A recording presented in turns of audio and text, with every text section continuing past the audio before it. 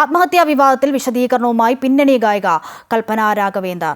തനിക്കും കുടുംബത്തിനും എതിരെ നടന്നത് അപവാദ പ്രചാരണങ്ങളാണെന്ന് കൽപ്പന വ്യക്തമാക്കി. ഉറക്ക ഗുളിക അമിതമായി കഴിച്ച് ഗായിക ആത്മഹത്യയ്ക്ക് ശ്രമിച്ചു എന്ന് ഓൺലൈൻ മാധ്യമങ്ങളിൽ വാർത്ത വന്നിരുന്നു. ഇതേ തുടർന്നാണ് വിശദീകരണവുമായി കൽപ്പന രംഗത്തെത്തിയത്.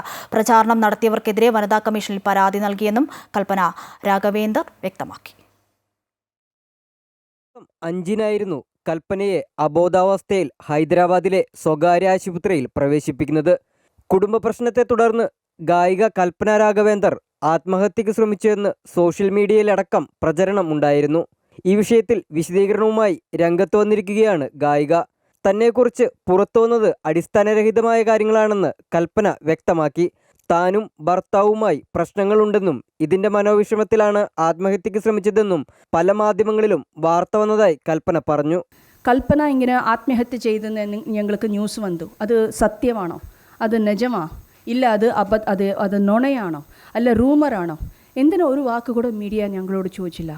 മീഡിയ ആൾക്കാർ എന്നോട് കറക്റ്റായിട്ട് കമ്മ്യൂണിക്കേറ്റ് ചെയ്തില്ല. ഇതാണ് സത്യം, ശരിക്കും സംഭവിച്ചത് എന്ന് അറിയാൻ ഒരു ശ്രമവും നടത്തിയിട്ടില്ല.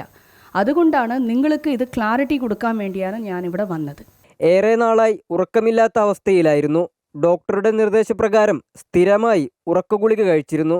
എന്നാൽ കഴിച്ച ഗുളികയുടെ ഡോസ് കൂടിപ്പോയതാണ് താൻ ആശുപത്രിയിലാകാൻ കാരണമെന്ന് കൽപ്പന വിശദീകരിച്ചു. താനും ഭർത്താവുമായി യാതൊരു പ്രശ്നവുമില്ലെന്നും കൽപ്പന പറഞ്ഞു.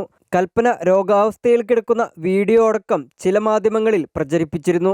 അപവാദ പ്രചരണങ്ങൾ നടത്തിയവർക്കെതിരെ ഹൈദരാബാദ്, തമിഴ്നാട്, കേരളം എന്നീ സംസ്ഥാനത്തെ വനിതാ കമ്മീഷനിൽ പരാതി നൽകിയതായും കൽപ്പന അറിയിച്ചിട്ടുണ്ട്.